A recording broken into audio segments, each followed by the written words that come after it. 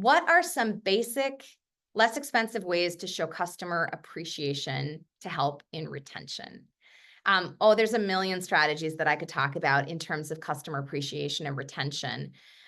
It doesn't have to be big. The interesting thing is that in human reality, in the psychology of who we are as humans, we might sell B2B. We might sell really complex business solutions to really amazing executive high-level people. But at the end of the day, we're all humans. And what humans really want is to feel heard, valued, and appreciated.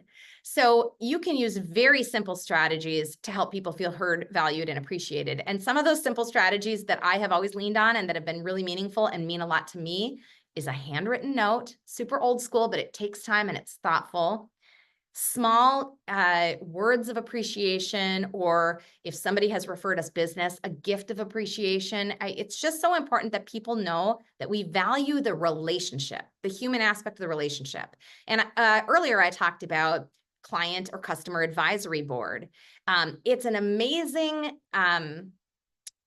compliment as a customer to be recognized as somebody valued by a company and someone whose opinion matters.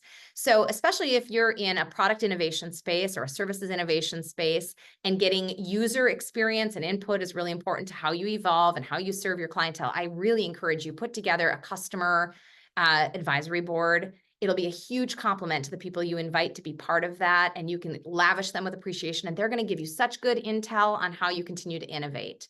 One of the strategies we've deployed in the past year, even though we have clients all across the US, we happen to have quite a concentration of them here in Minnesota, enough so that it occurred to me that our buyers, because they're CEOs, they're executives of growing businesses, have a lot in common with one another. And it would be a really great gift if I facilitated the opportunity for them to meet one another. So we put together an Authentic Connections event model to host them for a really high-touch dinner in a small group environment. And we used that as an informal advisory board moment for Authentic as well. So we got them to meet one another, build new connections that are meaningful to them as executives, and also share some feedback with us about some things we were thinking about in our business. And then the amazing thing that happened that is just like icing on the cake is that our happy clients were talking with other happy clients, and they were like building each other up in their love for Authentic. And we didn't have to do any of that. We just had to bring them together. So there are a million and one ways that you can create customer appreciation, retention, asking for feedback, acting on the feedback you receive.